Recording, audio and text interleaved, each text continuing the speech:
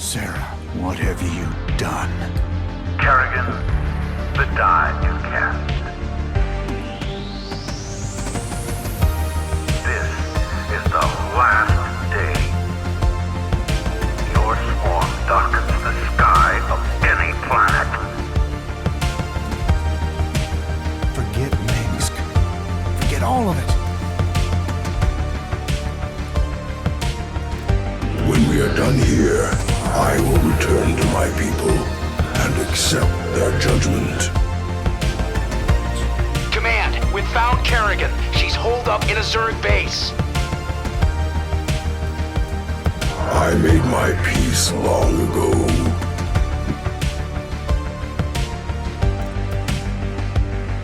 Consider it done. For hire.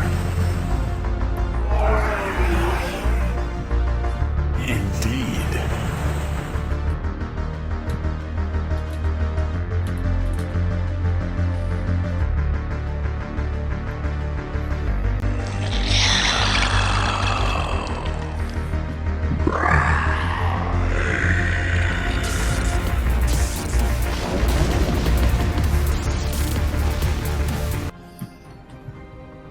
Okay, hello. Oh, what a week. And I still have Friday left. You guys have no idea, but I bet you don't want to know. So that's all the better. I am throwing in this extra stream because basically we're getting towards the end of the season, so we still have some things to wrap up here. And so we are getting as many in as quickly as we can, and that includes a nice replay. And then later on, I believe we will be doing a live cast of KJ Freedom versus Sir Maligant. But first of all, this was finished up, I guess, just before I started broadcasting, but I've got the replays all ready. We have Secondhand Lion versus... Oh... I need to double check the team names again. I really should have this down. FSL.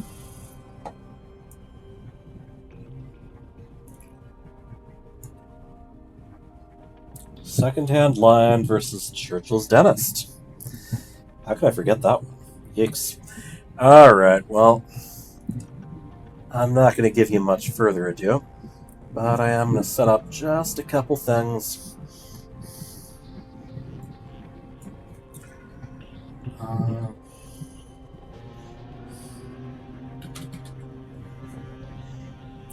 Secondhand Lion, of course, is the team of E.T. Ponehome and Pebble. Churchill's Dentist is the ever unpredictable Deepu and Neutrophil. So as I said, no further ado, let's get down to it. Let us get into some 2v2 plus action.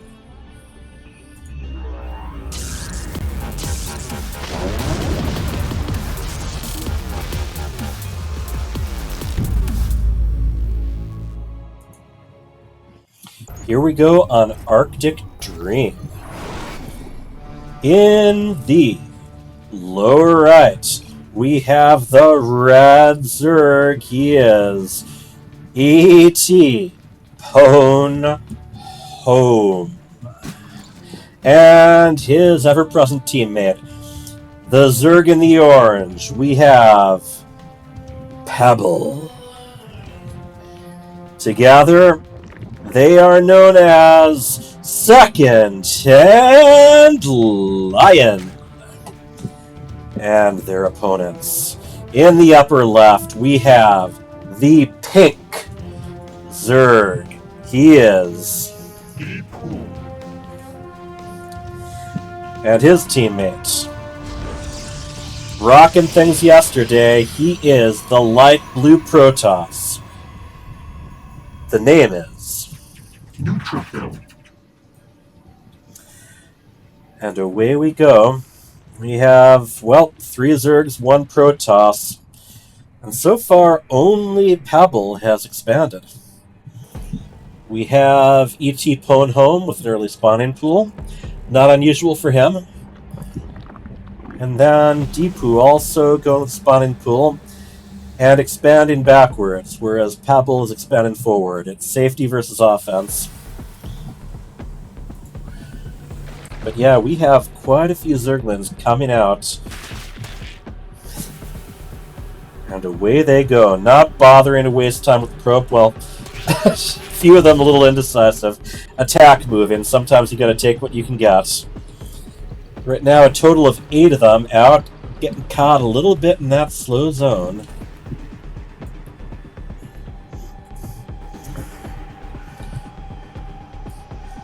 Now, if this is anything like previous matches, this is going to be the classic tactic of one Zerg keeping the opponents busy, trying to do some damage while the other one builds up. Neutrophil, not wasting a beat. He's got a Zealot guarding the ramp. However, his Zerg teammate has to go more with what he's got. He does get, about 6 Zerglings out. There are more Zerglings on the way from E.T. Pwn Home. And this is a classic divide and conquer map. There is a lot you can do if you manage to cripple one of the teammates and then gang up on the other one.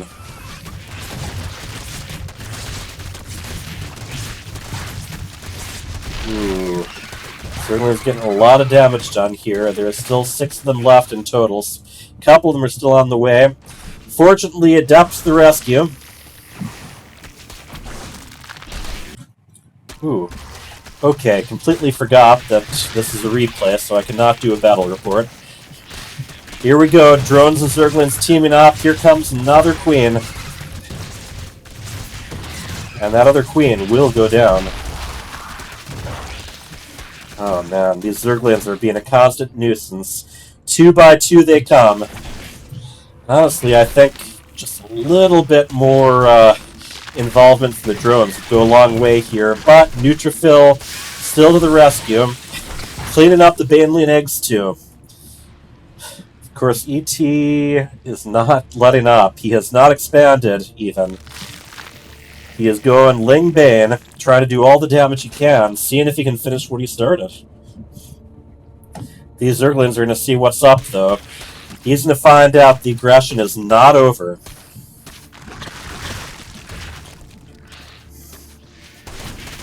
Ooh, Banes. They're going to be looking for some juicy worker kills.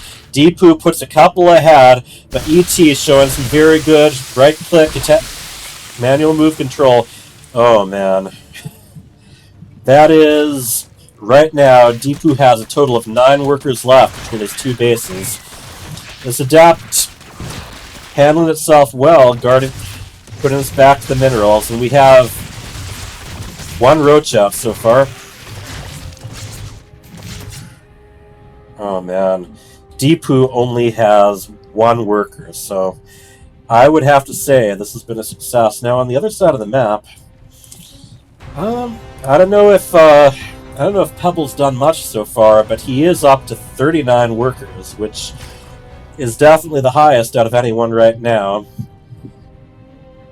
Neutrophil not too far behind, though, with 34 workers. These Zerglings hanging out here, getting ready to pounce. We are far enough into the game where Neutrophil can give some money to Deepu. But right now, it's probably going to be about Neutrophil building up. We see he does have a Warp Prism. He is most likely ready for offense, especially if E.T. gets too tied up trying to finish off the other Zerg. Speedlings, very much the units of choice from the Secondhand Lion team.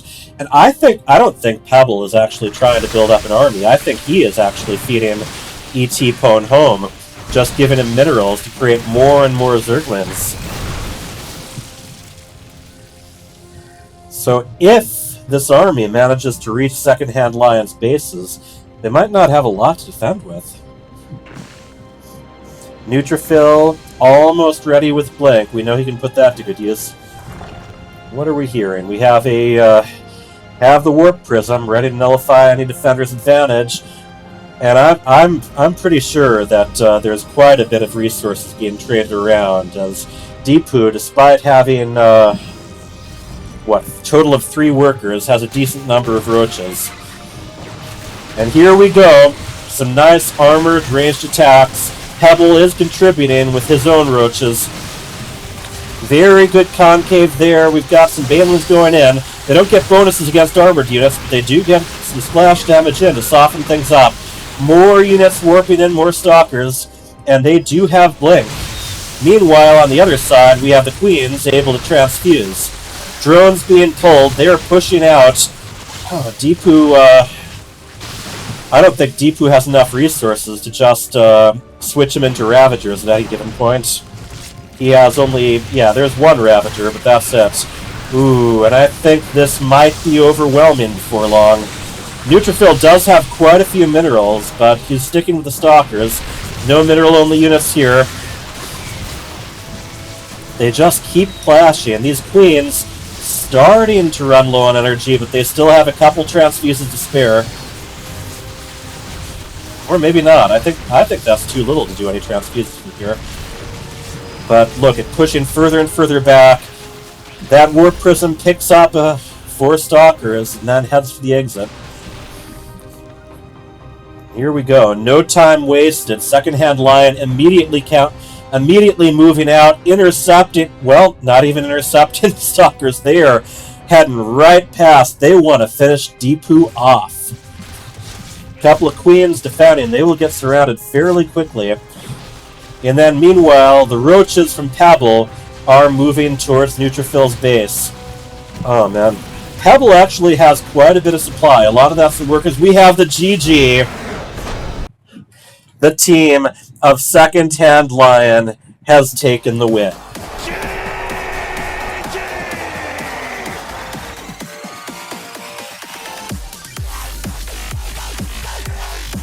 All right. Arctic Dream, very much a, like I said, rush, divide, and conquer map. They just never let up, and although that was a very valiant counterattack, in the end, they just fell just a little bit short. Checking 1, yep, playing background, that's all good. So we are going to be going on to match number 2, which is in heavy artillery.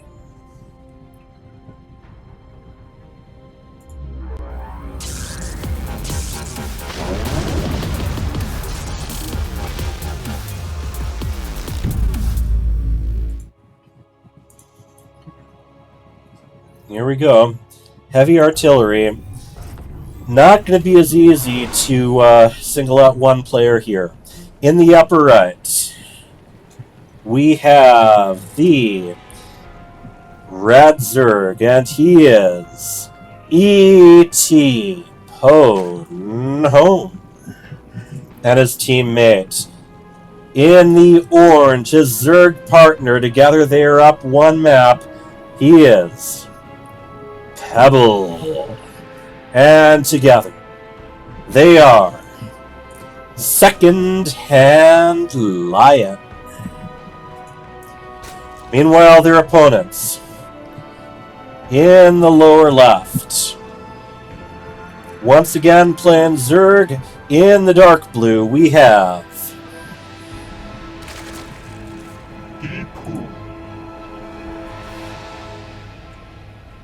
and his teammates. Once again, a pink Protoss.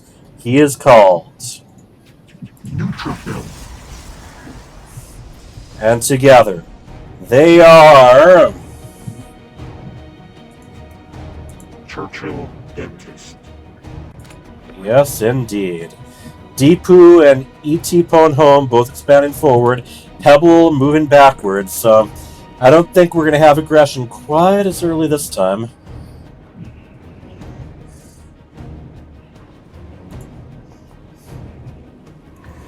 And what else can we say?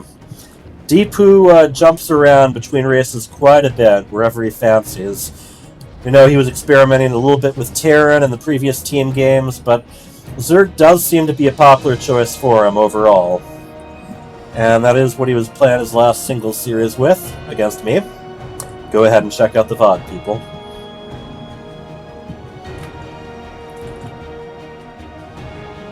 Hey, Matheson.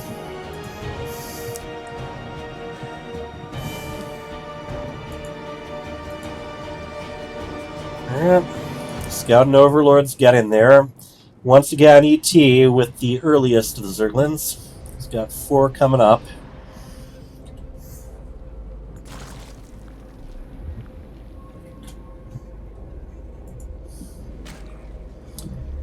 And from Neutrophil, we have an Adept. No build is complete without destroying the unbuildable scraps there, unbuildable plates. And there it goes. Pop. His opponents taking a very similar strategy, although accidentally attacking his teammate's drone. Apologies will be shared. Adepts do not do a lot of damage against rocks, though, so... This is interesting, though. A lot of the time... Yeah, here we go. I was just going to say, Adepts usually head out pretty early to either scout and or see if they can snipe some workers. Deepu got the nice pylon there. Oh, and look at Deepu actually along for the ride. He is sending a few Zerglings. So I would, if they can, I think they're going to want to get some worker kills. Roach Warrant and an Evolution Chamber being used to wall. Deepu's Zergling's not quite taking the long way around there. And they do back off. Meanwhile, the Adepts are taking a good look around. Will they shade in time? I think they both... Yep, they both do. However, that's kind of out of the frying pan into the fire there. 3 queens waiting to greet them. One of them does escape, though. Queens, not known for moving very quickly off creep. And I guess that wasn't a sight-blocking pylon. That Overlord... Ooh, so tragic. Alright, we got some good carnage going already. E.T. pulling home, moving up to lair attack. Pebble, interestingly, getting the infestation pit down. I am very curious, and Hydra down, so I don't know. We'll have to see what that brings. Alright, Overlord for an Overlord there. Overlord scouts, well, they have an easier... They tend to have an easier time getting in than out. Spire, on behalf of Deepu, Robo, and Charge, coming from Neutrophil.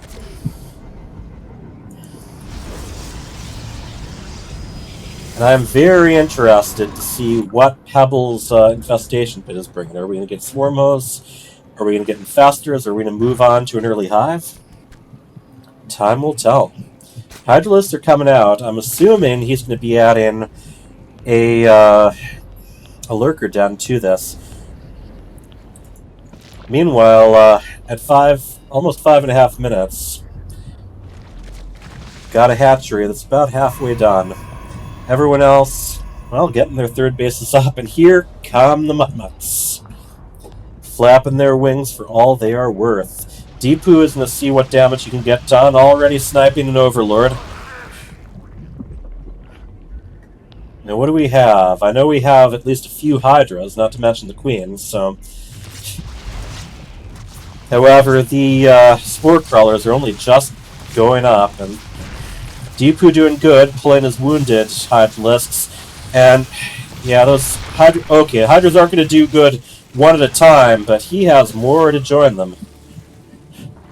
Here going around, the Spore Crawler is up, so these Hydras might need to back off and heal. Meanwhile, in the middle of the map, we have Stalker, we have a little bit of all the gateway units, along with an Immortal, clashing with Roach Ravager. And I do believe that these Mutalisks are going to help out with that, since we do not have much in the way of air damage. Alright, takes down a couple of those Ravagers. And what do we have here? Hydra's being upgraded, more Roaches on the way. We have Templar tech coming down. +1 attack, almost finished for Neutrophil. Here we go. Gateway Protoss and Zerg Air. Deepu doing a good job sniping off just one Hydralisk at a time. Queens are in with the transfuses. And look it. These charge lots heading in. Right now, it's all about those transfuses. They're only going to be able to get so many more off. Got Zerglings chasing them down, and we do have at least one Queen casualty. Queen's moving forward. From ET, we've got, I think we've got Burrow Roach movement coming up. Tunneling Claws and Burrow. Meanwhile, the battle over this hatchery continues. Just a little bit, and it goes down. As I was saying, it was getting pretty softened up. Protoss units fleeing away from the Broodlings. Meanwhile, third base has not gotten much in the way of workers. Second-hand Lions in shambles? I don't know about that, but Pebble actually has the top supply out of anyone right now. Psystorm, more attack upgrades on the way. Let's see what they have so far. We have +1 range, and we have the roaches burrowing along, but there is an observer, so they pop out, go on their merry way. They're going to see if they can get damage done, but these zealots are hot on their tail, and the Zerglings coming in to intercept as well. E.T. Ponhome does split them up. We're going to have to see what these little burrowers can do. They're going to pop up right in the middle of Neutrophil's workers. And Deepu heading in to see if he can minimize the damage. Oh, and meanwhile in the middle, got everyone grouping up. Oh, more roaches popping out. But, well, we got the burrow roaches moving ahead here. Ooh, right into a bunch of Immortals and Archons. Both of those have bonuses against... One against Armored, one against Bio. But I gotta say, the roaches that did get in are definitely causing some pain. Lurker Den is almost complete. Broodlords being evolved from Deepu. And I do not believe there is a Spire on the other side, is there? No. Plenty of Hydras, but usually you want to go air to air against Broodlings. Oh, and here we go. Here's a big clash. Storm goes down. Very much softening up and killing some of those Hydralisks. This isn't a force meant to steamroll over, but it's meant to hit the entrance, clear the way for these Broodlords. Deepu doing a good job taking advantage of the terrain, attacking from where the Hydralisks have more trouble reaching. But meanwhile, more and more roaches on the way, and no photon cannons from Neutrophil. So where they go, they're going to be pretty uncontested right now. So we got damage going on both sides. I think this hatchery is going to go down again. Mass Zerglings heading in to surround these roaches, but they just go underground yet again. Deepu is morphing more Corruptors, which I'm guessing will just become more Broodlords. And these roaches, well, roaches are hard to get rid of. The roaches check in, but they don't check out.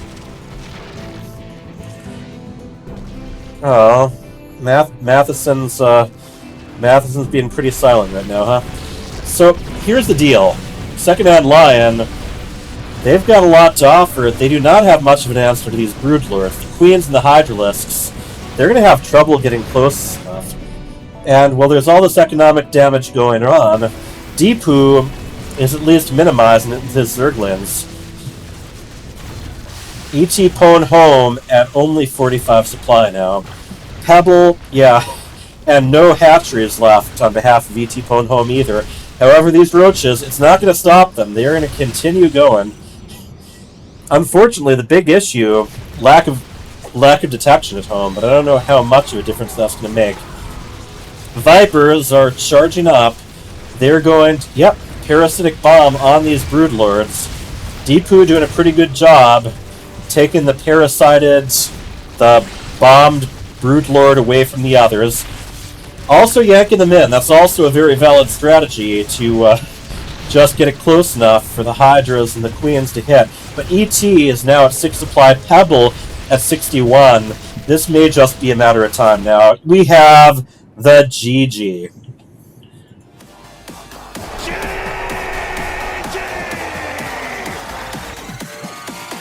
Alright, quite a match. Those Mutalisks, maybe not doing the most damage, but they kept their opponents very occupied. And in the end, very strong Gateway Robotech supported by Broodlords. That was the recipe for success there. And also those Roaches, although they did a lot of economic damage, well, it just didn't give them any more of an advantage as far as the fight went. So we have a tie game. We are definitely going to Game 3 now.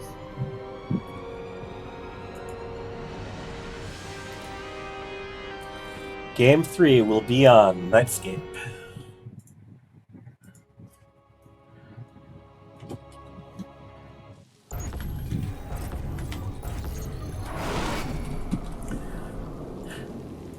And here we are.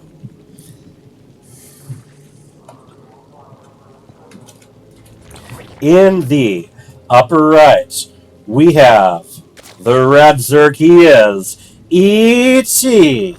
Hone home. And his teammate, already with a spawning pool, he is Pebble. And together they are second and Lion. And boy, I think they are looking to finish this one quickly. Now, Nightscape's a more defensible one, but before I get there, let's talk about the people who have tied up the game. This time playing as Terran. In the blue, we have and his teammate, also playing Terran all of a sudden. In the pink, we have Neutrophil. Together, they are Churchill Dentist. It's supposed to be Churchill's dentist. Alright, they've got the front walled off. I gotta say, if you're gonna get Ling rushed, Terran is pretty good at defending. At least at walling up. 2 barracks from each of them, so I think this is very much going to be heavy duty Marine versus Ling. We are going to have the most basic units. Clash. Oh, actually, Reapers. I mean, not bad, especially since these Lings are going to be slow for a while. ET is researching speed. We also have a Baneling nest up from him too. However, these are coming from just 1 hatchery apiece. Neither have scouted, so in a moment they're going to start seeing what's going on. They're going to need some workers to start repairing. Oh, and this Reaper knows what's up. He does slip past. Speed almost done for ET Pwn Home anyway. Oh, and look at this control. Of course, this is 1 Reaper from each of them, and there are more on the way. The thing is, they can keep going behind the structures, they can keep going to high ground, and they can keep just doing damage from there. They might even be able to snipe any Banelings that come up.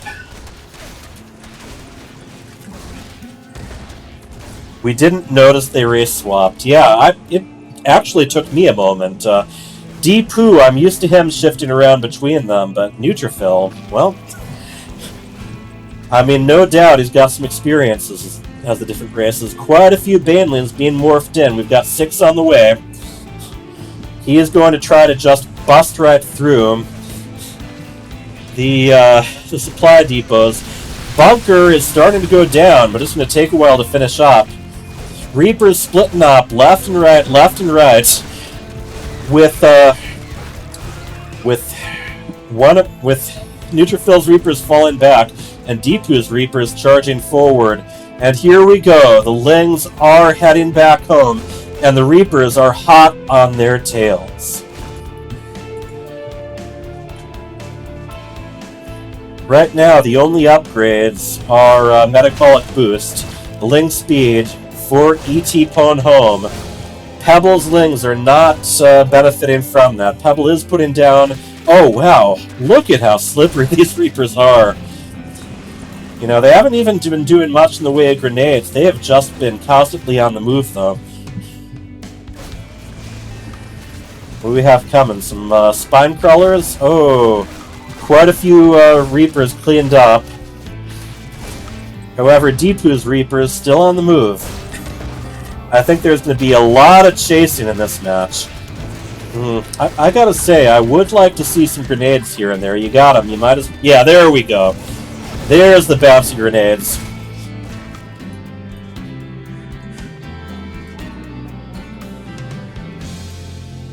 This is interesting. We really just have a lot of doubling down on both the Reapers and the Zerglings. Pebble, however, still does not have speed and isn't researching it either.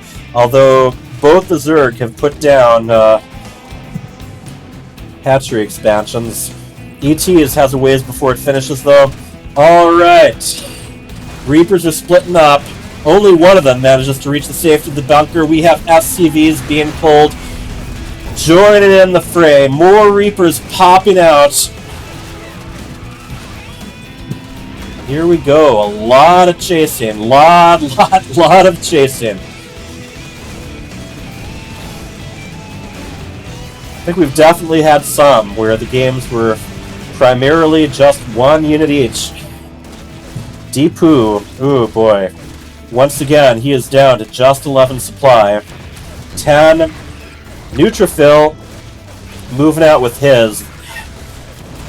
These Reapers making good trades is going to be essential. If they get out of combat for a while, they heal up. The Zerglings will heal up too, but it's going to take a whole lot longer. Now, what comes next? We do have Hellions as the next unit of choice. They pair very well with Reapers.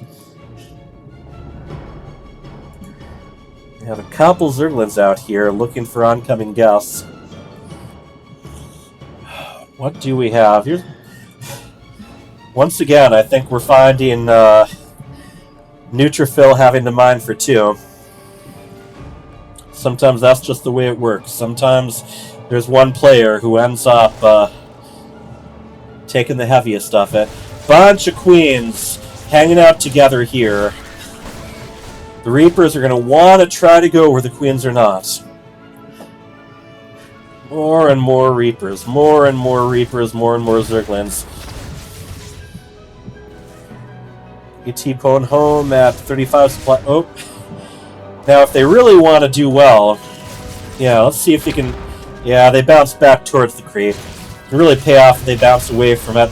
Deepu's Reaper's still on the move in the main, and there is a lot of trading going on here. Where are we at? Well, definitely Deepu has bled the most this game. Neutrophil, double expanding. I like that. And that includes the gold. And right now, Secondhand Lion does not have anything that flies. Hellions can make pretty short work of Zerglings as long as they're positioned properly. How many Queens we got here? 8 and 3. Oh! And finally, they finish up their business with the unbuildable plates. I don't know why they both went Terran. I mean, Deepu is an agent of chaos, so I think that goes with your answer there. I think they just wanted to be able to wall off really easily. But that's just my guess. Fortunately, they have already moved on for the night. We do have ET in our Twitch chat, but I think when you're off racing, you do tend to go for the more basic units. We do have some nice siege tanks, making this position harder to break through. Zerglings searching around for any expansions. We've got Stim on the way. Pebble now just started on speed for Zergling's metabolic boost, and Roach Tech is going to be E.T. Pone Home's unit of choice for a while.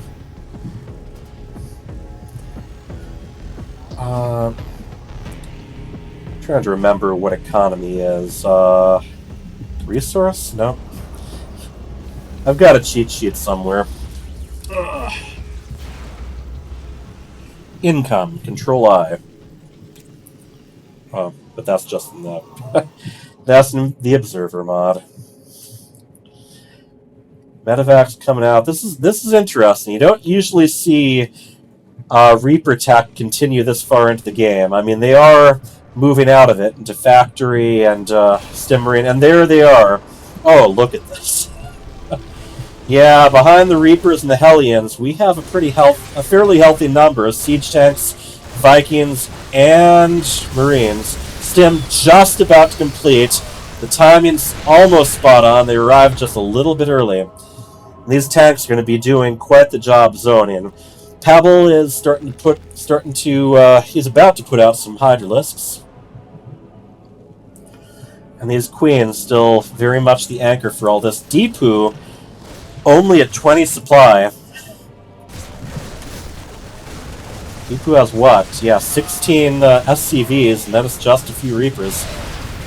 So Neutrophil's going to have to carry this a lot. These Ravagers doing a great job of biling down the siege tanks. The Reapers and the Marines also doing a good job cutting back. We are right on the border of the creep here. Creep, of course, gives quite a speed advantage, especially to Queens. Alright. Zerg is doing what they can to chase Terran down. Oh, but we've got a siege tank that's rallied forward while everything else is backing off and retreat. These Marines, too. This rally point is going to send a lot of units to their death right now. I think there's a pretty clear supply advantage on behalf of the Zerg right now. Siege tanks will do a pretty good job until they get close enough to get the biles down. Income is I. Okay, thank you. Oh, more Roaches and Ravagers heading in. E.T., of course, all these matches, he's doing an excellent job keeping the reinforcements coming. Looks like we're going to get cleaned up, though. There were some medevacs on behalf of Neutrophil, but yeah, we're still having some units that are just marching out. You know, not attack moving, just marching. Ooh, that tank in the red, but it does not go down. His Roaches going about, and this time it is Pebble who is going for Burrow.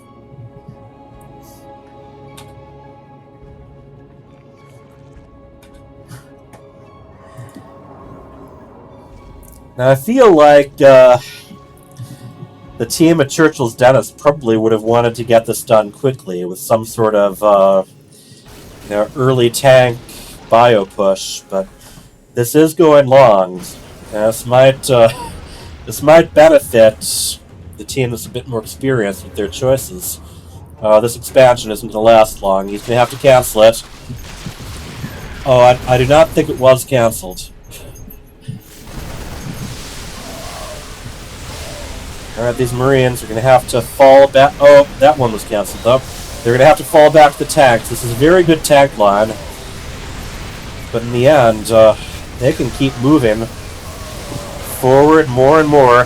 Deepu is not making SCVs the whole time. No, Deepu is still only on... He's less than 30 supply now.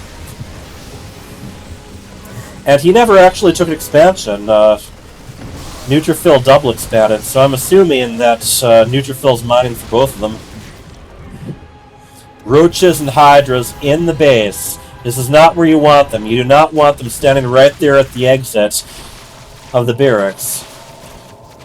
Repair going on. Deepu's got to try to conserve what he has. We got a couple more Roaches over in the natural. E.T. with Roaches, he just loves splitting them off, and it keeps paying off. Ooh, if he lifts up that command center, it might survive at least for a little while. little bit more cleanup going. More reinforcements coming in too. The roaches just don't stop. And I do not know what that emote from Matheson is. Looks like a robot that isn't feeling very well today. Deepu at 12 supply, Neutrophil at 99. Both their opponents, 100 in the 120s, 140s. Roaches move in, and Deepu lost his only command center, so he is not going to be able to build any more SCVs. He only has 2 left. And the Roach is driven off for now. Look at this Hydralisk ball from Pebble. Maru moments, oh yeah. Oh yeah, Maru. You know, he is gone but not forgotten as far as this season goes. Not from FSL, just from one of the other SLs. Alright, yeah. We have a GG from Deepu, and his partner confirms it. Second Hand Lion takes the match.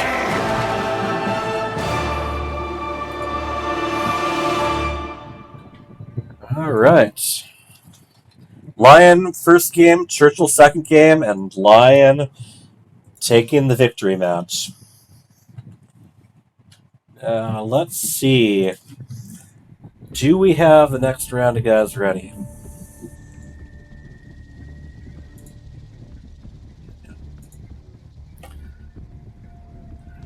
Let's see. Have we heard from Sir Maligan yet?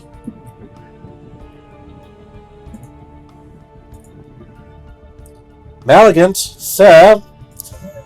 Yes, second-hand Lion. Yeah, Terran takes practice. There's a lot of positioning. There's a lot of timing on their abilities. I've talked about it before, but...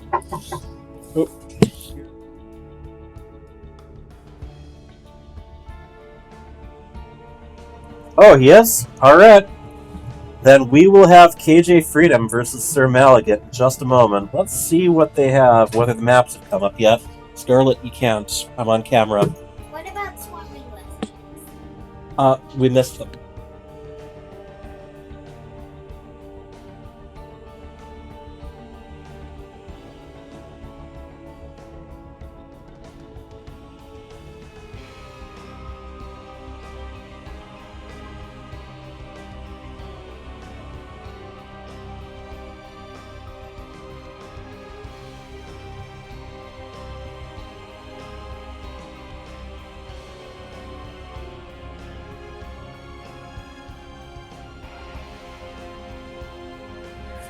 Okay, daughter's checking up on me. Where was I? Alright. Sir Maligan, I presume? Yay! Alright, map selection. Looks like it is Freedom's veto again. Hang on, to log back into my stuff. Sure. Hit me out for some reason. Oh, well, that's rude of it. Yeah, hang on. Let's see. I'm trying to log back in. Yeah. Okay. And Freedom, if we could get you in Discord. Yep. Trying to veto the map. We're just waiting for Freedom. Yep. Oh, there it is. He just vetoed the map. Yeah, he's multitasking right now. He's vetoing. He just joined the in-game party. Alright. That's one of the things. I do not know how I ever survived with only one monitor back in those ancient days.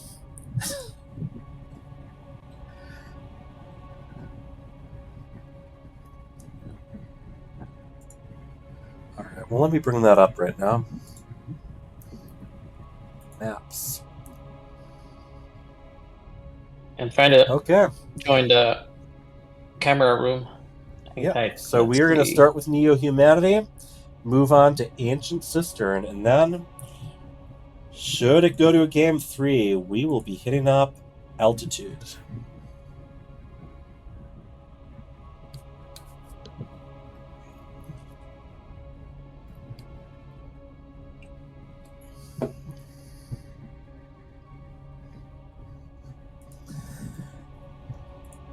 And War Bunny is just you're gonna have to tell my daughter she's a baby yourself. I assume she will retort by saying that you're a baby, but she might throw you a curveball. Oh man, look at that beautiful fake Tassadar. Spoiler alert, I suppose I should say.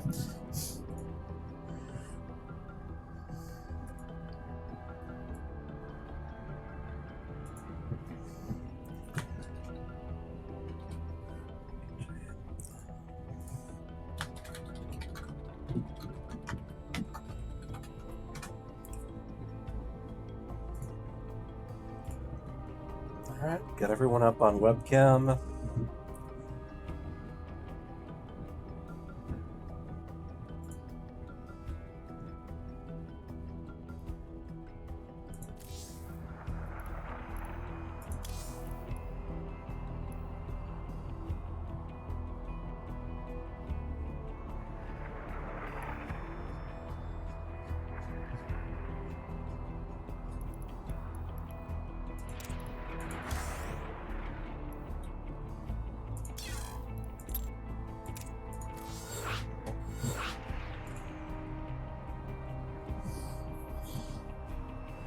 Not sure why KJ isn't in the Discord voice chat. But yep, there's the lobby.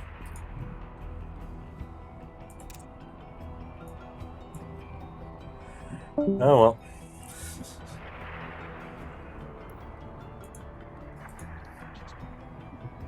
Test, test.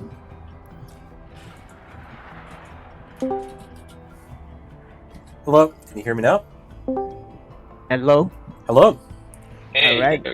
There you go. Who All right, can who can hear whom? I can hear Can you. we all hear we? All right, Yep. lovely. Yeah. Are we doing interviews? I think his camera's not on. Is your camera on? No, I it's don't on. see It's just very portrait, not landscape. Oh, okay. And I'm all for that. It makes them look so tall. Oh wow. What about what are you showing Up close up, upside down. Okay, I'm getting some real roller coaster flashbacks here. Ooh, Yeah, the Twitch is okay. going There. All right, let me just get my bearings. All right, welcome, Sir Maligant. Camera to be. I'm using my phone for a camera, so. Yes. Yeah. All right, well, Sir Maligant, Cool. haven't seen you in a little bit. How you been? How's your StarCraft experience been? I haven't played that much. Okay. I've been too busy with work. Have you? Funny how work and life gets to you, and then StarCraft sets you set. Oh aside, yes, so. We're paying you hourly. We're not paying you to play. You know. I know, right? I can only imagine. Trying to catch up with some games earlier, but hopefully I'll be. Have you played it all on the new patch? Yes, I did. Yeah. Excellent. I've been playing with Freedom actually, so. Okay, well, you guys know each other. Yeah. I know you guys go back a while. Freedom, you feeling a little bit better than yesterday? You checked your hotkeys? Yeah, I got a couple games earlier, but I was too Excellent. busy to play more than that. But I know I won't have the hotkey issue. But at least I got 2 games in. One less thing to worry about. All right. I'll just yield the floor. Do you two have anything to say to each other? Good luck. Good luck. We've been playing a lot. Well, guess what? You're going to play at least 2 more times in a moment, maybe even 3. Yeah, it counts now. See you on the battlefield, gentlemen. All right. All right.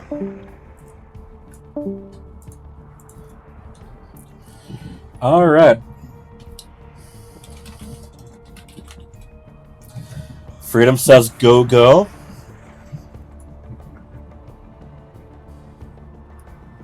What? Sir Maligant says, 1 sec.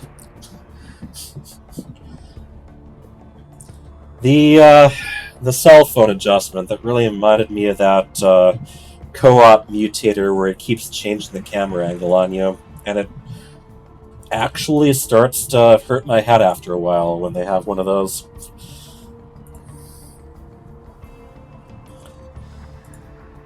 With those, by the way, I do like to go with Stukov, so I can just have a bunch of units march into a place on the map without worrying about moving them. All right, we are ready.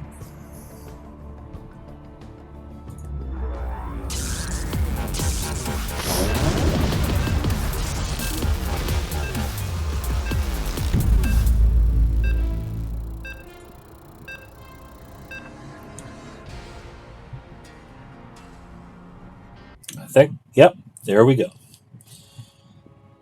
Alright.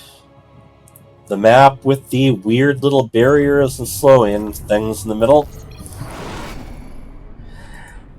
Now, in the bottom right... Whoa, that's an early chrono.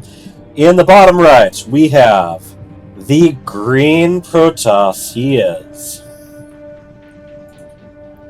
Sir Maligan. and his opponent, the Rad Terran. He is KJ Greedo. Alright. KJ going with a little bit of an early scout. As far as early chrono goes, I don't know.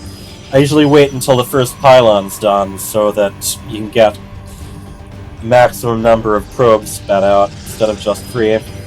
Oh, here we go. Engineering Bay block. And I think Sir Maligan smelled it. He's going to at least try to chase the SCV away. It's tricky. If you try to attack the SCV and it moves to the other side, the attack doesn't continue. This is very committed as far as... Yeah, the SCV gets away. And he goes straight in with the tickle beams. How close to complete is this? Maybe about 2/3. KJ is going to be ready to cancel it. It's an annoyance slowing things down, but this SCV, its day is not over. I think we're going to see that same factory we saw yesterday.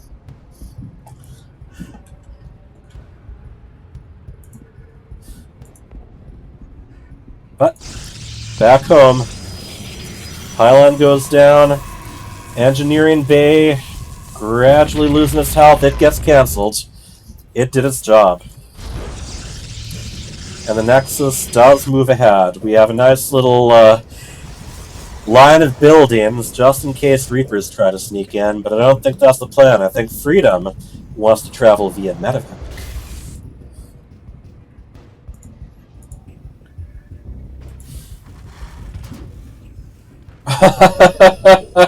And maybe, just maybe, Sir Maligan was watching yesterday's games in the same map.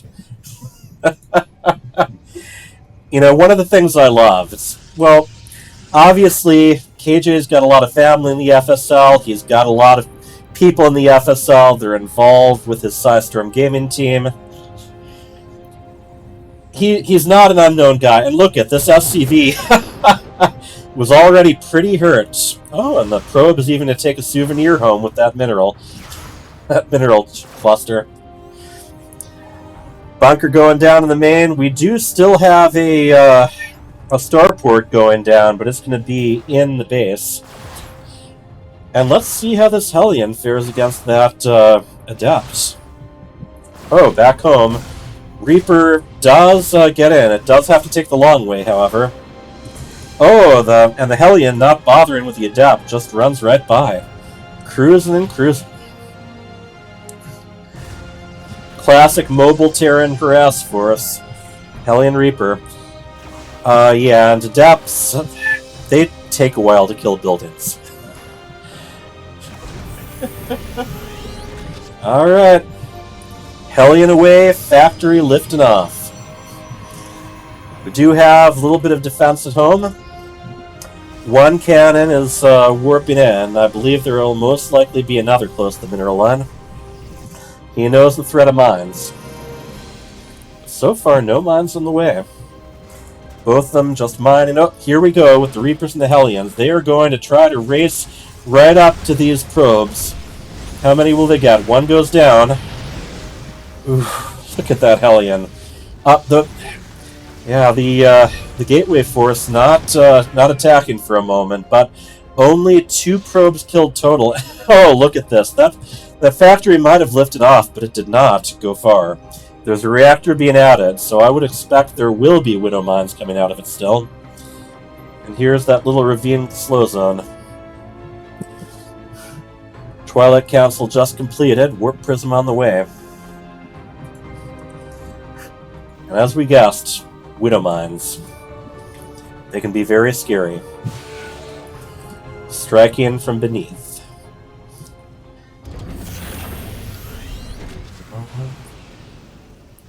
Does he realize there's a observer there? I don't think he does. Stalker is taking a few free shots at that empty bunker.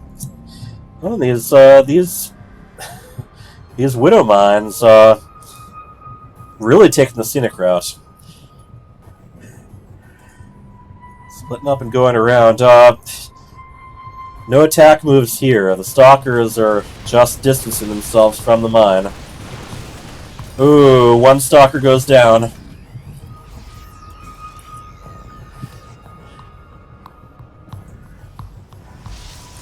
Headed back home to the safety of the shield battery.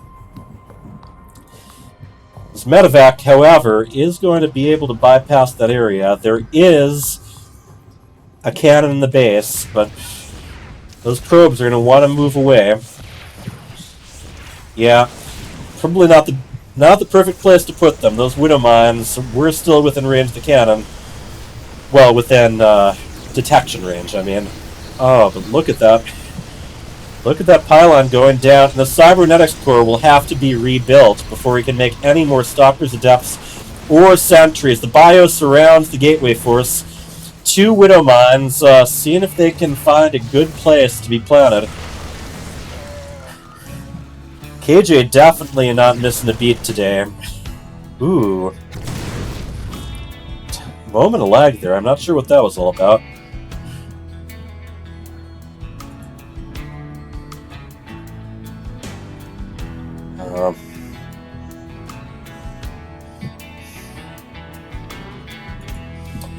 Alright, both of them retreating to their respective corners. Freedom definitely ahead in supply. However, it's Sir Maligant who has more workers right now. And, yeah, I don't know. That factory's placement is a little bit odd without any medevac help. We do have a robotics support bay, and the observer goes down as well, thanks to the detection of the Raven. And Sir Maligant taking his third first. +1 attack is being researched from both sides. So far, just Blink, Warp Gate, and Stem have completed with research. I gotta say, these Widow Mines, they're just creeping everywhere.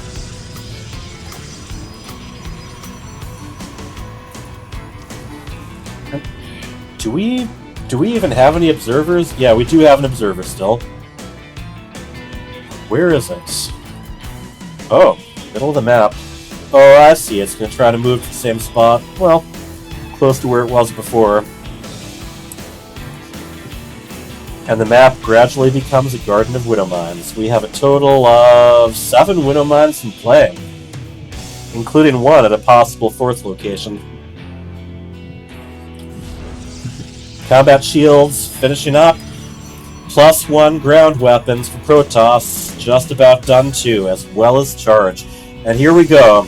Powerful attack force here. They are going to take down the rocks to make the reinforcements come quicker. And behind this, KJ is taking his third. His +1/+1 almost completed. Freedom has almost a 10 supply lead as far as the army, but Sir Maligant, well, he's got the great equalizer. There is a disruptor here. Alright, let's see what happens here. Widow Mines planning themselves. Ooh. Good focusing down with the detection. The bio is moving ahead. Raven goes down. Only 1 medevac is available there. And KJ Freedom's forces have to retreat. And there go the Zealots. Always good for a chase. Of course, you know, everywhere that KJ Freedom goes, he leaves a trail of Widow Mines in his wake. Oh, wow. We have 2 more starports going down. Are we going to be seeing Liberators? Or Vikings? Colossus Tech is coming out for Sir Maligant, as well as both a Templar Archives and a Dark Shrine. So he is covering all of his tech bases here. Colossus pretty close to completing. KJ is at 1-1, and he has started researching his 2-2. Oh, look at that. Yeah. He is Sir Maligant is probably going to want to take detection with him wherever he's going. Oh man, he does not have any observers left. And right now, the robotics facility, is busy making Colossus. KJ with his bio ball, although it looks like he's going to split the medevacs off. He's going to try for a drop.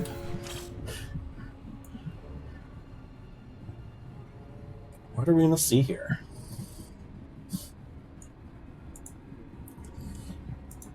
This is all bio there, all Marine Marauders, and there are no mines. Is Sir Maligant going to catch any of that? Nope, just seeing them come in right now. There we go. Medevac takes some damage, but right now it is all bio. They take out that same pylon location again. Oh, depowering. 3 warp gates, and a robotics facility. Now seeing if they can get a little bit more tech damage done. Getting ready to take down the cybernetics core again, and he is successful. Is he going to hop in? Oh wow. A full medevac goes down. The empty one, I was going to say it escaped, but it does not. Stalkers blink for it. Ooh, but little bit of insult to injury there on behalf of that Widow Mine.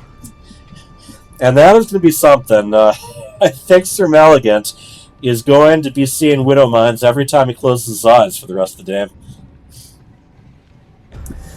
Guessing there's going to be a Purification Nova heading down there. He did take down the gold mineral wall and grabbed a 4th. KJ did just the same. 2-2 for KJ, 2-0-0 as far as upgrades for Sir Maligant.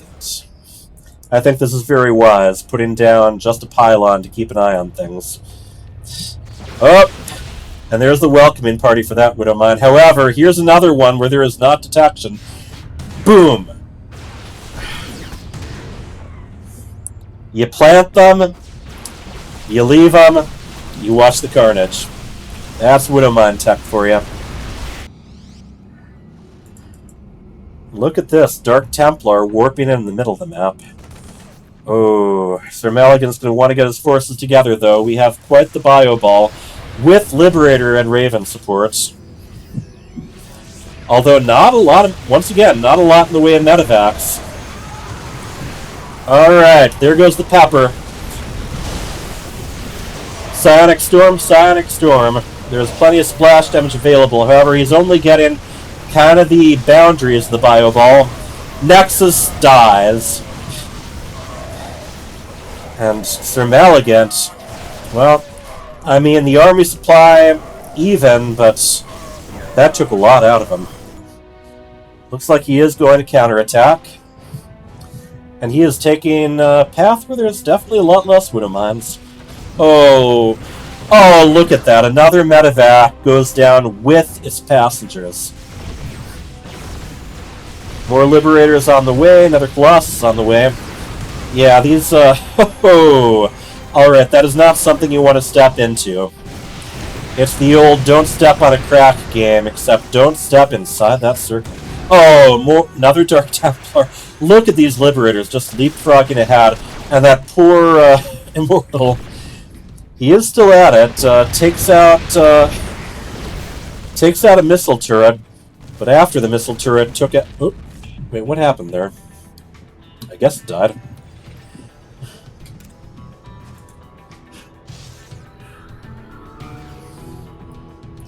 Where are we at right now? KJ has a definite supply lead, both with workers and with army. 102 to 139. He's also got an upgrade advantage too, so this is looking good for KJ.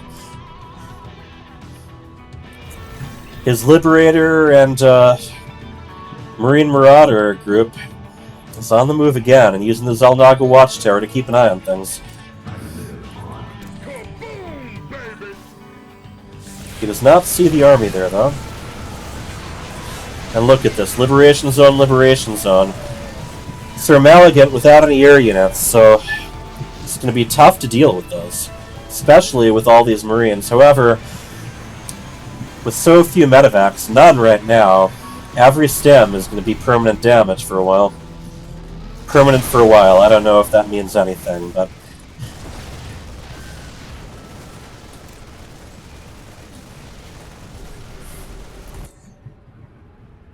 a couple of Dark Templar heading out to see if they can get counter damage, but there are missile turrets everywhere. I think KJ Freedom is very much in the rhythm of things right now. However, still, I mean, so many of these Marines and Marauders have used Stim already and taken a little bit of damage on top of that. So, splash damage is going to be very efficient at finishing them off, should it hit. And right now, Sir Malagant has the big three as far as splash damage goes. He's got Disruptor, Colossus, and High Templar. But, oh man. KJ Freedom going where the army is not yet. All these Liberators.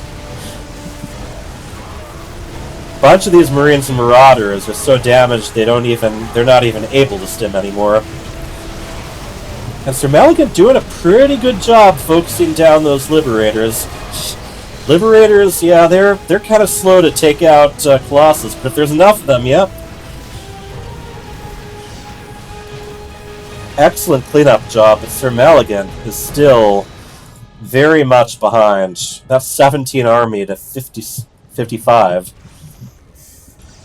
So in the end, the battle of attrition, this might already be over.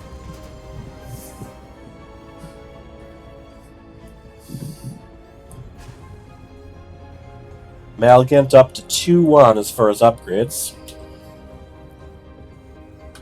And yes, he does have Shadow Stride, the Dark Templar Blink ability, but at the moment, no Dark Templar. Ooh. Another medevac drop coming up. They are probably going to just drop right here and deny the expansion. Or they could go into the main. There's a lot waiting for him there, though. Couple photon cannons, multiple stalkers, and a shield battery. I don't think this drop's going to last long. It does not. Now, the other thing about Liberators, though, they're very good at targeting mineral lines, should they feel like it. So Malagant. Yeah, he's got to deal with a very wide variety of threats here that can hit from a very wide variety of places. Oh, look at this. Very good positioning, quickly takes down both Liberators. So Malagant with a very good sense of the attack speed and the damage. And more liberation. Couple liberation zones in one mirror line. Liberation zone in the other. Blink Stalker is going to try to take care of this threat too. There just isn't a lot of leg room here. That's one of the problems. But Blink helps. Who needs legs when you got Blink? Still, I mean, the spot isn't very opportune. A lot of those Stalkers were just stuck behind the first row. 153 supply to 104. The bio is now at 3-3 with a +1 attack for air. And if Sir Malagant's going to win this, I would say he's going to have to win it quick. And I should say, KJ Freedom even mining high-yield gas on top of everything else. He's able to get anything he wants. He is looking at... he is researching high-sec auto tracking, Neo Steel plating for the buildings, and also Aerotech +1. He is even adding a couple of battle cruisers, so... he could be maxed out very soon. At that point, things are going to be out of control. There just aren't a lot of options on behalf of Sir Maligant. I would say that, well, I don't know. It's tough. He's got to have some splash damage, that's for sure, and he's also got to have, well, something to take care of the air, although I think KJ is laying off the Liberators a little bit. Here we go. Oh, excellent storm there. Almost the whole bio ball for us to walk through it. Now for one High Templar, that's not bad, but he is going to lose another Nexus. There's that splash damage I was talking about. And I was actually going to suggest this too. He does add Tempest to try to deal with these Liberators, but in a 1-2 punch, KJ Freedom coming in, taking out another expansion. He has brought the Nexus count down to 3. These Zealots might not last long either. It's really interesting how all these starports have been making so few medevacs, but he has been keeping them very busy with the Liberators, and now the oh wow, High Templar finishing some a target off with their little attack. Oh, that Colossus goes down. Really got softened up, but what I was saying is KJ Freedom has really been keeping his starports busy with other things. This can be pretty defensible. Two battle cruisers ready to go. They do not have Yamato gun, but still, they can absorb a lot of damage and move around. However, these Blink Stalkers can probably chase them down. Might not have been the best choice against the Stalker Tempest army, but in the end, he's got such an advantage here. Double the supply that he can pretty much make anything he wants as long as he keeps making things. Sir Maligant doing his best to take this expansion again.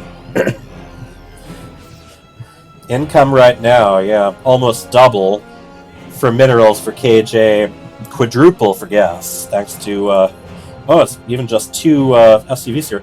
And this is all with KJ Freedom having quite a few idle SCVs. I wonder if he's planning to take those along with the next attack. Nope. No, they get back to work. Overtime?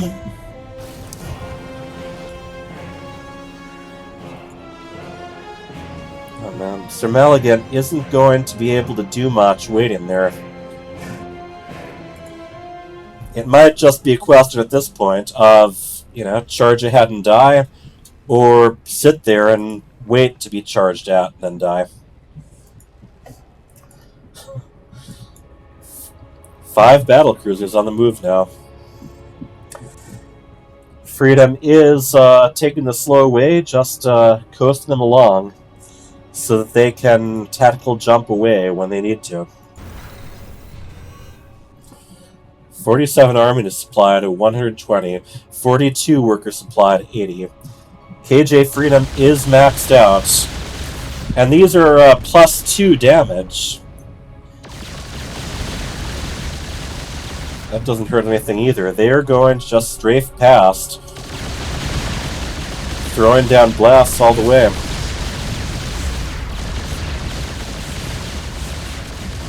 And KJ, yep, always targeting those pylons. Another offensive blink, and all 5 of them, I believe, managed to escape. And they are joined by 2 of their brothers who've been waiting for them. And this is what I figured. Every time KJ has been hitting one spot, he ends up following up with a bio ball to the other spot. And it has definitely taken its toll. There's a few medevacts. That's handy. Alright, sir. It's time for you to show us why they made you a knight. Here it comes. I think this is going to be the final attack. He needs to finish this game or die trying.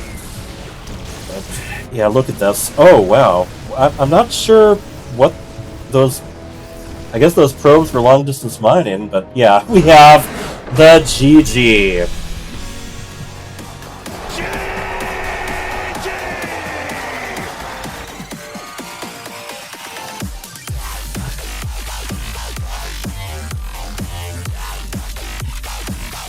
KJ takes the game pretty dominantly. That was a slow, very brutal death there.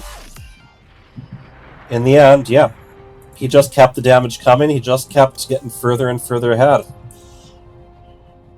So very much a snowball game there. Here, let's take a quick look at the maps again.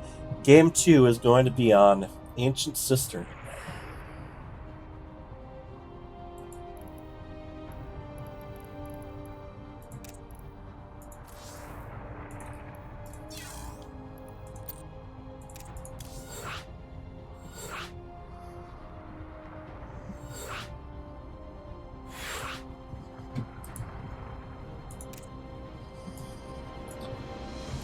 Alright.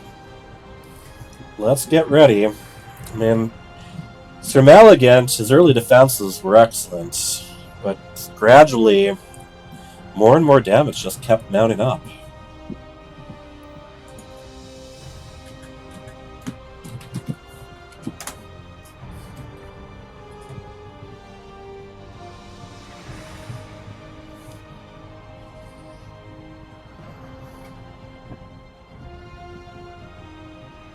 Alright, they are ready to go. Game 2 of this FSL series, Sir Malignant versus KJ Freedom.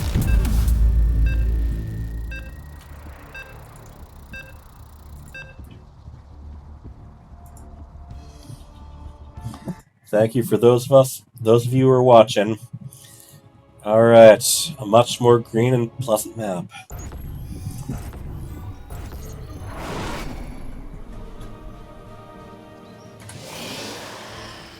Now, in the upper right, we have our green Protoss. He is Sir Maligan.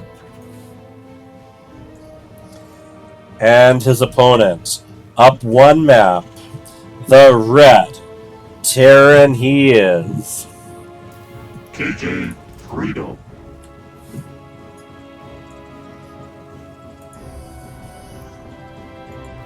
Alright, let's get to it. Similar openings to last time. We have some buildings going up at the Reaper jump spot.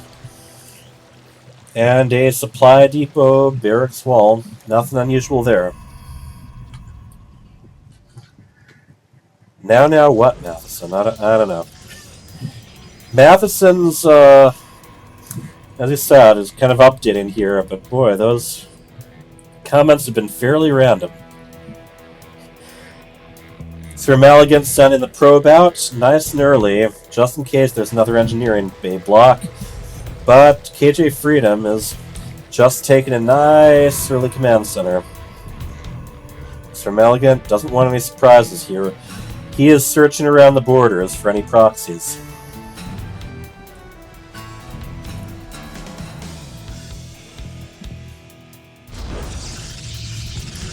There goes the Cyber Core. I think the Reaper can jump up here, though, should there be one.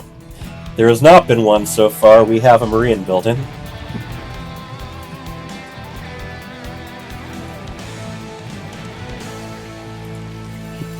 Is that Marine looking for proxies now? Oh no, he's just gonna guard the ramp. Stubbornness core almost complete. We'll see what tack Sir Maligan decides to take.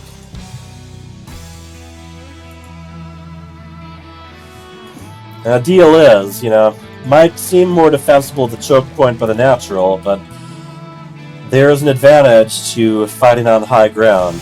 Your opponent can't see you entirely.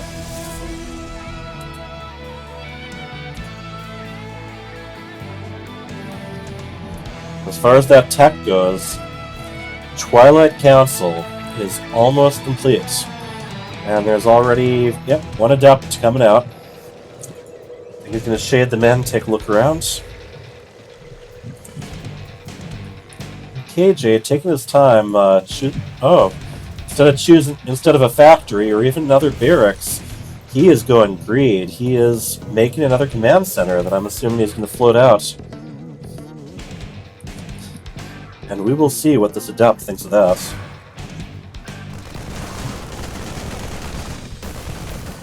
Marines chasing the Adept. The Shade's going the other way. Shade does get cancelled, however. Oh, I think this Adept is... Yeah, the Adept is goner. Alright. Robo and Blink going down. Very safe opening builds.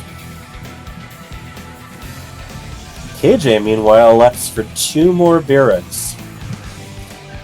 Still no factory.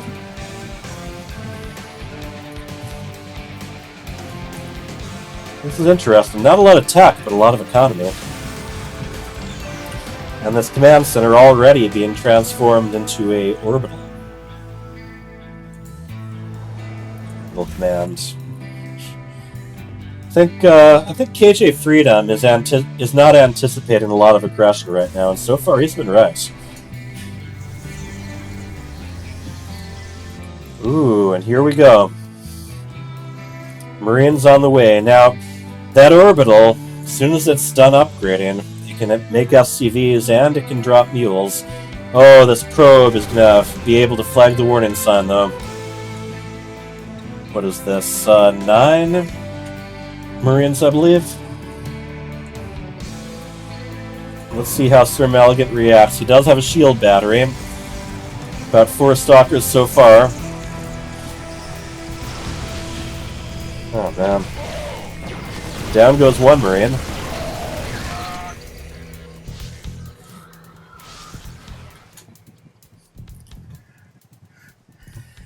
The stalkers walk over to the ramps. They don't come back. Ooh, actually, I think, yeah, they are going to chase it down. I believe they do have Blink now. Yep, Blink has been... Ooh, SCV kind of out on a bit of a nature walk there. Oh, another one goes down. That's costly. Starport and Factory, trading add-ons. Oh, this is interesting. Already high-sec auto-tracking, which gives more range to structures. Despite, yeah, I mean, he does have 1 missile turret being built. I don't know. But the bio, the Marines are getting their upgrades. Stim also affects Marauders. And without that observer, unfortunately, Sir Malignant does not have the vision to get up to the high ground through blinking. Charge almost done. And slow observer moving out. Oh, look at this. I think the army is going to clash a bit. Oh, 1 stalker does go down despite the blink. Oh, what is... Another stalker ends up getting peeled off. And I'm sure KJ Freedom does not mind getting a few free kills there. Wanna go? My dog Curly leaves the room. Alright, let's see what's coming out of this warp prism. As soon as Zealots? Are we gonna get Zealots out of there?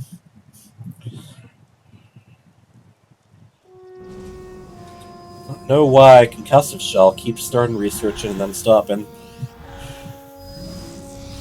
But yes, we have Speed Zealots just about to be dropped. And while there is a missile turret up front, there's not one over here. Huh? Wait, what? Yeah, there's something being a little buggy for me here. Alright, well. Still, here we go. Here come the Zealots. Charging straight into the workers. Marines are coming back. He's going to want to try to get that warp prism out of here. Oh, Zealots get split up too. Will the warp prism escape? The warp prism will escape. You have some Zealots just kind of sitting there attacking buildings. They get drawn back and eliminated. 7 SCVs did go down, though. And the extra building armor, the, Neosteel frame? Neosteel plate? Well, that's being almost done researching right now, too. KJ doing some nice defensive work. Noticing, yeah, a couple barracks without any add-ons. Lot of barracks with tech labs. Are we going to be seeing a whole lot of Marauders, or is Ghost Attack on the way?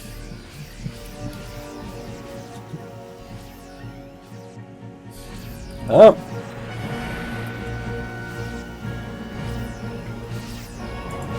Planetary Fortress over here, so yeah, this orbital just there for the extra energy, the extra SCVs, the extra mules, and here comes some more Zealots to spoil the party. Oh no, not Zealots at all, Adepts. So they might be able to cause even more of a nuisance, just shading from one mineral line to the next. Everything's moving in, but the Medivacs and the Vikings are getting ahead of the rest of the army. Vikings successfully... Oh, look at this. Vikings chase the Warp Prism right into a big group of Marines. And yeah, this cleanup shouldn't take much longer. Once again, KJ Freedom is ahead in supply. Although, his opponent does have +1 attack with +1 armor on the way. KJ just starting his upgrades, same ones as last time. +1/+1 for the Marines and Marauders, and a +1 for the Vikings and Liberators.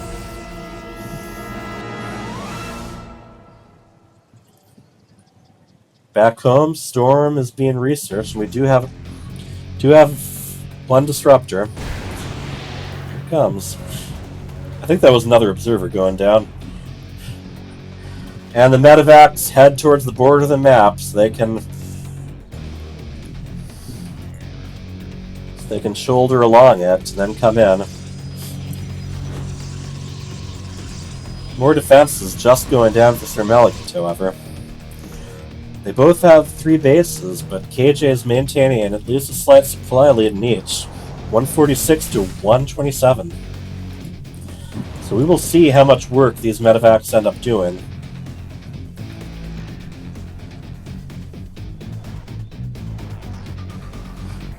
Very suspenseful music, I like it.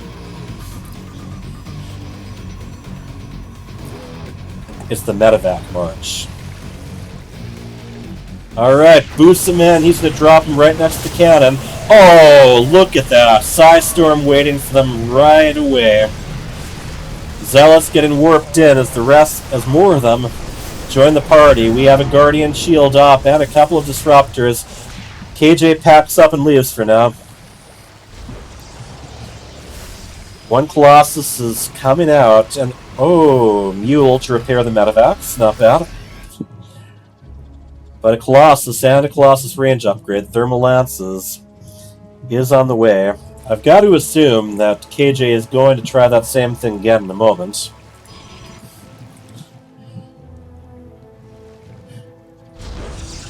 And Sir Maligan takes the third.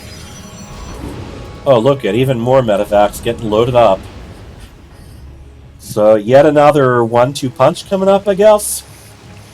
A Medivac drop probably in the main, then another Medivac drop on the eastern base. He's going to want to try to line these up very carefully. But the big threat here, yeah, Protoss Death Ball. I was going to say coming into attack, is it? Yeah, they were just grouping up.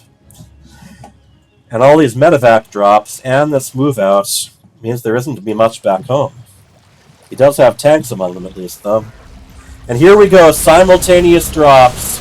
Storm goes down. No such luck down here. Oh, no, there is a storm.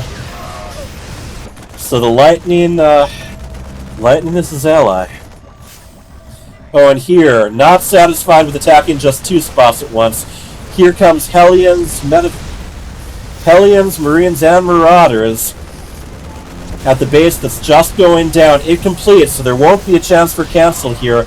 This is a lot of mayhem. Zealots do clean up one, retreat from the other. Oh, sentries and disruptors get a little bit ahead of the army. It can be difficult to control. Not everything comes from the same place and moves at the same speed, but they are doing a good job trimming things down after the retreating army.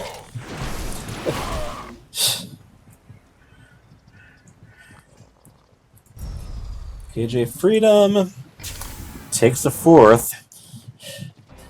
In the meantime, though, Sir Maligat, well, he took some bruises there, but he is ready to return the favor. Got plenty of storm banked up there. Colossus and Disruptor in the back, Zealots in the front, and then we have the delicious Stalkery center. Oh, look at this. Gets right into the natural. Heading up the hill. He should really be focusing down that tank. The tank does go down. Oh, and look at this battlecruiser. Storm on a bunch of SCVs. That is 20 SCVs. All dying to row 21. Yamato cannon shoots. I do not think that battlecruiser is going to be able to escape, though. And this is a very powerful force hitting. 2 battlecruisers are off attacking the base. I think they can jump back. Psystorm does not do very well against battlecruisers. They're very heavily armored. But the damage still bounces up over time. And, oh, KJ Freedom does clean up. And he's going to be able to set that orbital down again, too. And there he is cleaning up some Archons before they have a chance to finish. The Stalkers do take out 1 battlecruiser. Let's take a look at the carnage. 14 workers going down for Sir Mal again to 29 for KJ Freedom. In the end, though, yeah, KJ Freedom does end up getting more resources worth. And on top of that, he has this 4th base starting to saturate now, whereas Neutrophil, yeah, his is only less than halfway complete, so this could be a case of KJ Freedom once again taking that lead, building it further and further. Look at the supply, if you will. KJ's got him doubled.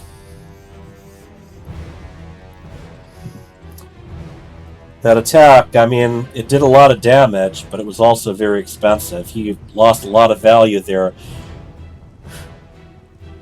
Upgrades for KJ at 2-2 and then 2-0 for the air units.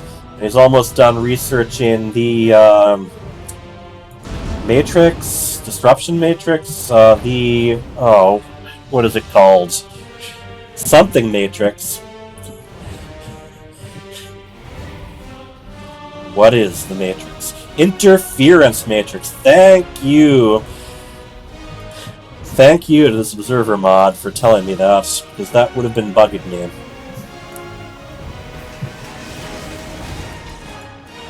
I don't know. It's going to be very hard to picture how Sir Maligan can come back from this. Similar setup as last time. He does have his Tempest. This time to focus down Liberators instead of... to focus down Battlecruisers instead of Liberators, I guess. Oh. Medevac drop coming on the north side. Battlecruisers slowly drifting in on the east.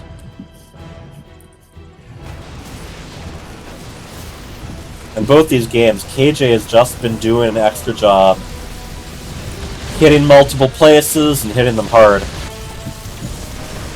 All this bio drops in the medevacs. This might be it. Those Tempests are going to have to be very careful to stay out of range. Shield overcharge helping quite a bit against those battlecruisers.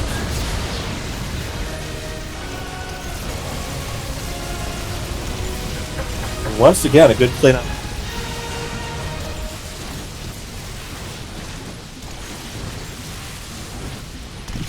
And my daughter is definitely very much wants a snack. Look at these Marauders just not going away. On Freedom takes another base. Worker supply actually very similar, but yeah, Freedom still very much has the edge. But you gotta say, his lead has dwindled a little bit. Sir Maligan is catching up. Still, 153 to 118. Still very dominant. Alright, Stalkers prevent that expansion. They deny the expansion, then head right back home. This could still very much end up like last game, where KJ Freedom's lead just keeps building and building. Here we go! Here's the... Oh, look at that those beautiful, beautiful storms. That was brutal. Here, I gotta see. 32 Marines and 2 Marauders taken out there. Still, these battle cruisers... He's gonna need to have those Tempests ready to snipe them down. Oh yeah, and... I mean, he might... Maybe a recall would be best here. Is recall on cooldown? No, that would be... Even though Tempests are controlling and moving a little bit faster these days, they still take a while. Oh. Showering down. Destruction. So much. Battlecruiser destruction. Destruction. Okay, disruption, destruction. Disruption, destruction. Unique New York. Unique New York. You know you need unique New York. Okay, I'm back. I got it. Half the battlecruisers going down. But he's got some to spare. How many battlecruisers we got left? 5 of them. Still, the supply gap is getting less and less. Planetary Fortress, they're probably gonna want to move away from that. Not fight the battlecruisers and the fortress at once. Here come the Yamatos. Tempest's taking a lot of damage. And he's gonna have to keep falling back. Storm's going down yet again. Sir Maligant is definitely hitting hard with the electricity this game. And it has paid off so much, the cost efficiency of Psionic Storm. That's KJ Freedom still with the worker lead. And that's without even taking all these mules into account. And he has a lot of mules. On top of that, big upgrade advantage. Marines Marauders are at 3-3. And Battlecruisers at 3-0. Oh, I think he's getting weapon upgrade for factory now. I would have thought he'd have been doing armor upgrade for the battlecruisers. Still, 3 more battlecruisers in the Raven on the way. How many starports has he got? He's got 5 starports. Here we go. He has been doing quite the job wiping out bases both these games. Pylon goes down, down go... Well, one worker at least... Oh, there goes the Nexus. Still doing whatever he can to keep his opponent starved. Sir Maligant just a little late on the blinks in a lot of these cases. Sent a storm for good measure. That adds the exclamation point to anything.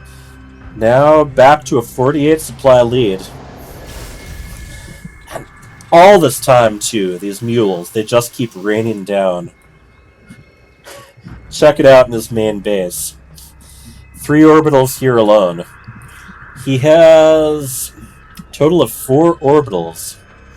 So the mule hammer is very much getting smashed. I think Sir Maligant's putting down a Twilight Council, I guess replacing one that he already lost. Battlecruiser has arrived. Engage. So I got 10 of them, and a Raven for good measure. There's a lot of things we can do. Anti-armor missile, actually, with how fast battlecruisers fire, can be very nice, or it can just interference something that has that's a threat to them. Okay, not a lot left for them to destroy here, but they might as well take what they can. Supply lead. Here come the Tempest. Battlecruisers outnumber them, though. He does choose to tactical jump away, and this poor Raven, all alone, in the depths of space, without any friends. And hurting pretty badly, too. That thing's got 20 health left. But enough about Ravens. 113 supply. He's going to want to really focus fire there. That's his only chance. Air Unit 101. So he's got one attack, one shield, no armor upgrade on them. Ground 2-2. Well, 2-2-1. So shield counts for them as well. He is going to have to find an answer for this fleet. 13 battlecruisers we're up to. I guess these Marines and the Raven are just patrolling around, seeing if they can find a base and keep it from going down. And I think they just might right here. There are Dark Templar that are looking to do some damage, but yet again, expansion denied. These Tempests, well, they're a little slow to fire when it comes to taking out... Oh, one of the Tempests got lost. He cannot afford to lose Tempests right now. Marines, however, have such a faster rate of fire, and the Tempest Blasts tend to have a little bit of overkill. Here comes that fleet.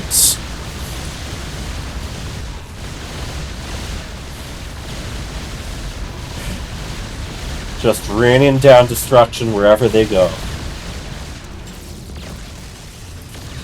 And firing while moving. Alright, what's the Raven going to do? Well, the Raven's going to die. Okay, I was curious what spell they were planning to cast there, but... And it might not matter. And the Yamato cannons. Left and right and everywhere. The battle cruisers close in. This might be it. Those Tempests were pretty much the only option, the only realistic mode of defense against those battle cruisers. How many battle cruisers we got left? We still got 9, and that is a scary amount.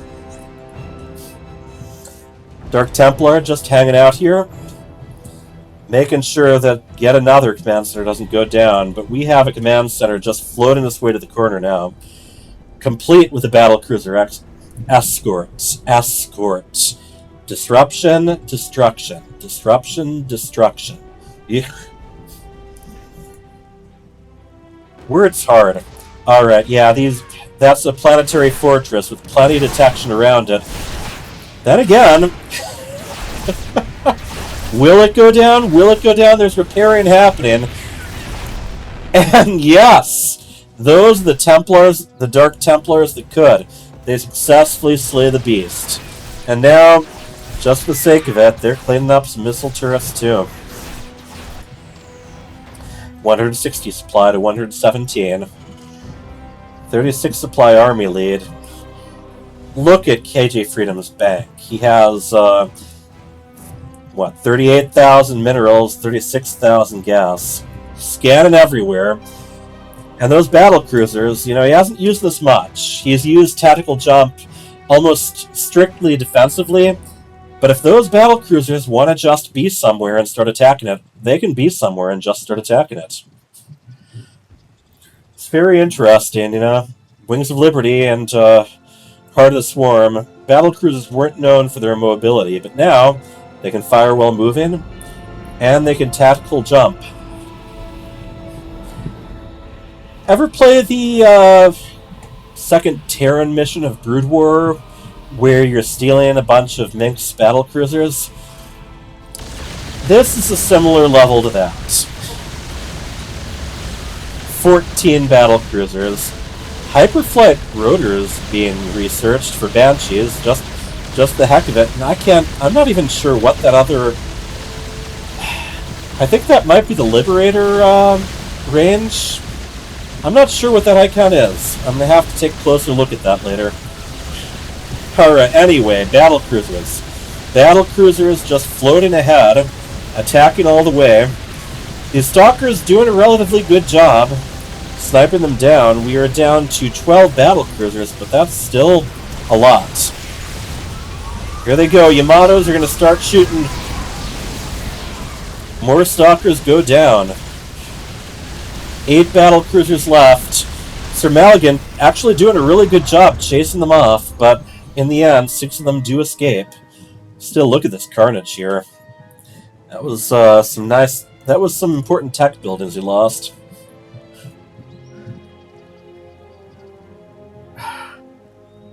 Advanced ballistics. Advanced ballistics. Is that the Liberator range?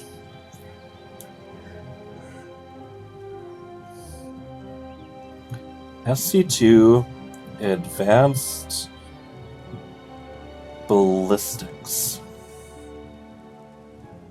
Yeah, that's Liberator range. Okay. Thank you, Liquipedia.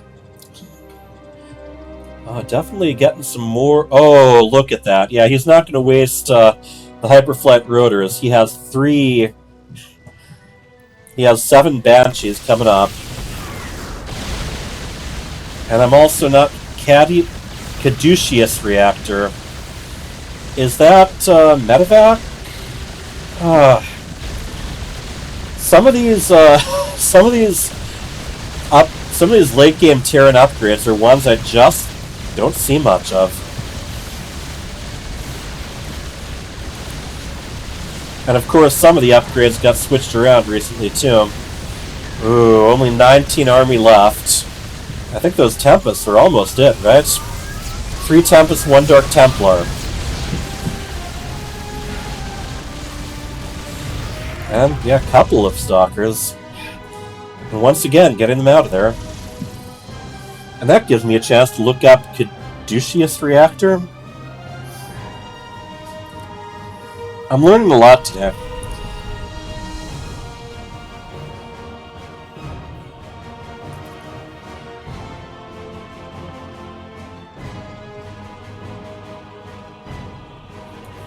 Okay, yeah, that's, I believe that is the one that allows medevacs to recover energy faster.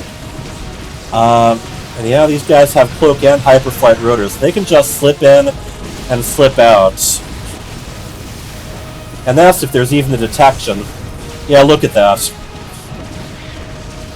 No observers on the map right now, so as long as they stay away from cannons, they can attack with impunity. This is a nightmare, people. Screaming Banshees.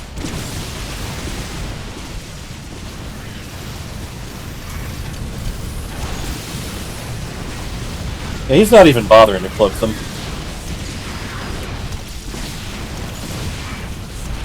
Oh, there we go. He remembered he can do that. However, he is still within range of a photon cannon. Yeah.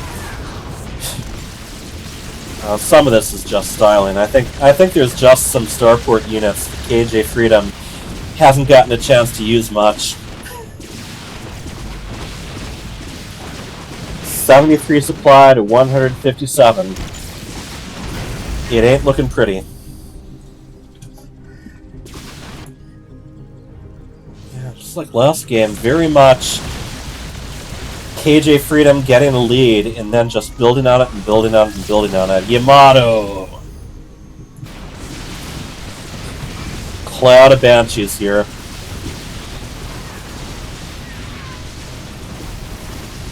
Might not make a difference, but he really should be cloaking them, just if only because he can. There we go. There we go.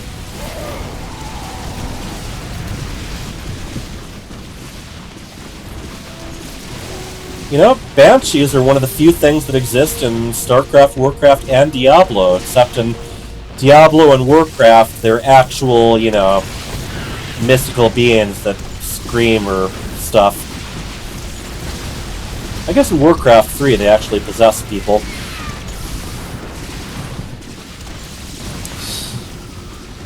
Yeah, I don't know how much attention KJ's even... Okay, he's getting his production going again. At this point, yeah, there he is, mule hammering. 20 more probes have gone down. But like any good knight, Sir Malagant shall not give up.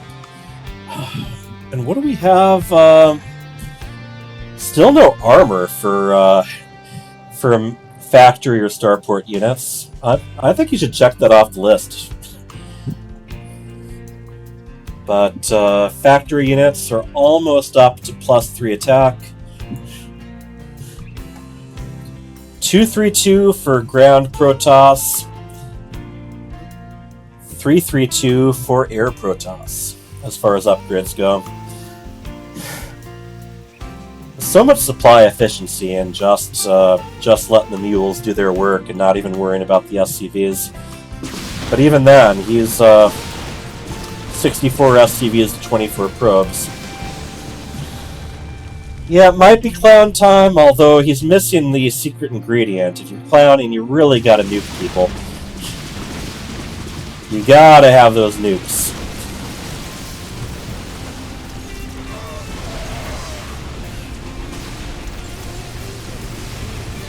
Screamin' Fury. Nowhere have I said that I can play better. I've been watching SCT since beta. Alright, we have the GG. KJ Freedom has taken this.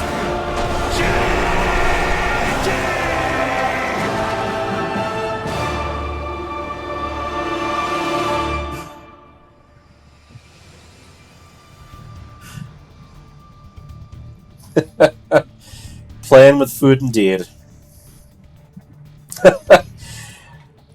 Caduceus reactors for all of his 0 medevacs. But yeah, feel free to join in. We are getting towards the end of the season. Anyway, let's have our post-match interviews, and then it is time for me to gather a bunch of snacks for my kid. Welcome back. All right. Okay. KJ Freedom takes both those matches. Those were some long, drawn-out ones. KJ getting leads, and then expanding on them more and more and more. KJ, you were definitely running the gamut of upgrades in that last game. Yeah, I don't know. I don't really. I thought I had a nice lead, but Maligan's dangerous, so Yeah, you can't take him just because you think you're absolutely. winning. I But I lost gotta many games where I thought I was ahead. So yeah, you did good maintaining that lead. I gotta say, you researched some upgrades that I actually had to quickly look up in Liquipedia, including Caduceus Reactor for your medevacs that you didn't have any of. So doesn't hurt to have the option though.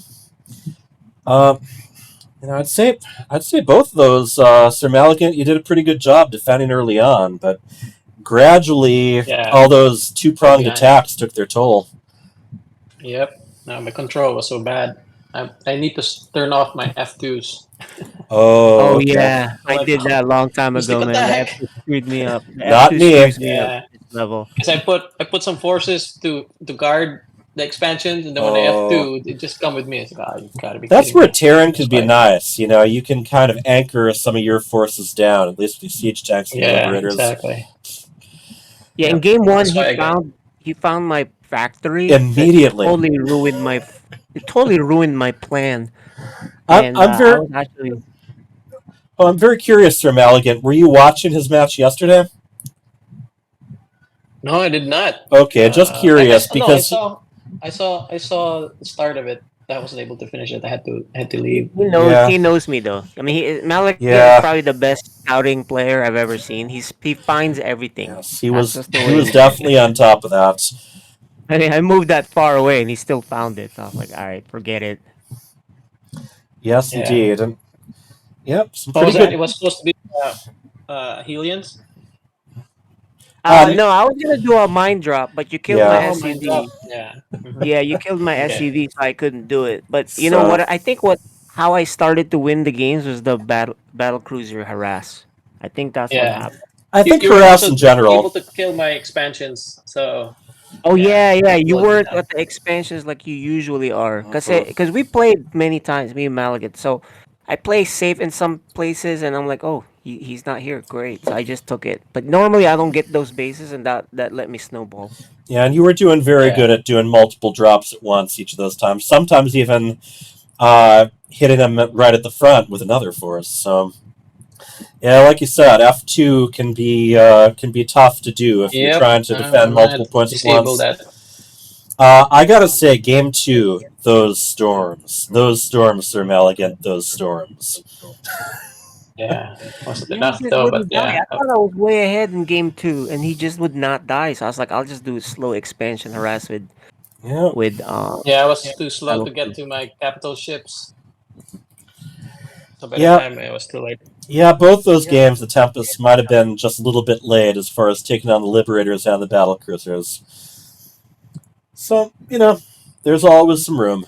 But I gotta say that those for games where KJ Freedom, you definitely had the lead. We definitely saw some creativity, regardless. You know, When you play they Maligan, you have to play different. You cannot, mixing it because up, mixing up. he's so good at, yeah, he's so good at like punishing my normal style. So I try to be as unpredictable as possible. I mean, there was once where I switched to Banshees there. I Yeah, probably late game I Mass don't, Banshee. You can't get much less yeah, predictable than that. yeah, but it Yeah, I was all worked out surprised. I for thought, me. oh, Banshees. Good thing I Yeah, still had observers. yeah, because my BCs were just dying too fast. It felt like, I don't know. I was miscontrolling them too. It's hard to control Terran. I mean, I don't really. But yeah, it was good. I mean, when we play, if you watch us play, our games are go half and half usually. So this time I was able to 2-0 him, but it could be any game where I get 2-0'd. So All right, here we are at 0. all right, Okay, that'll well, be I it think for that's tonight. going to be it for tonight. Since I'm going to be casting yet more games tomorrow, we are fast approaching the playoffs. So this is where we see people solidify their positions, or jump to the front of the pack, or just barely survive. So, or not survive, which is, I mean, that's the way it all I'm balances out of the out. playoffs. Malaga still has a chance. All right, yeah, I'm hoping I can at least highlight the standings a little bit tomorrow. But All right, until then, and Taro GG's. Adun. All right, good games.